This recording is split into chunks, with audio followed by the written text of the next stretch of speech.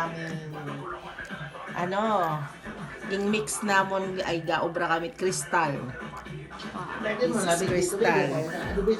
Buwatan natin 70s daw to bago tumubo. Maging okay na yung ano, kristal natin. Kristal na. Hello. Ay kamarkads, nabuligan ako kang umaga. Gamit kami it kristal, on kristal. Oh. Okay. Purple crystal. Okay. And mix. Yan. Oh, yan na lang sasahin. Dito na lang sasahin. Mix. Okay. Wow. Ito mga kabayan. Gaobra kami. Kristal na king regalo pa ako nga ungaag ng umaga. Kay Pasko. Ang awon natin dakon, ano rumatabo.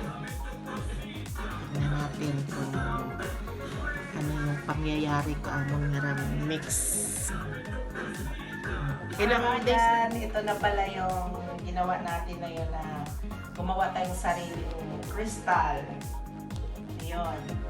Ano ko na to ha, kasi ano na to eh, ning 1 week na nakababa dito. Titingnan natin kung gaano kalaki yung tubo niya ng kasi binili namin ni Aiza nito yung durog na kristal doon sa museum. Kaya tinisting natin kung ano yung tubo nito, kung maayos or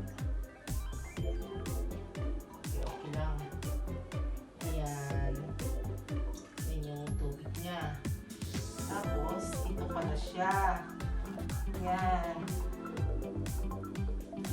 Ito na siya, oh. Yan.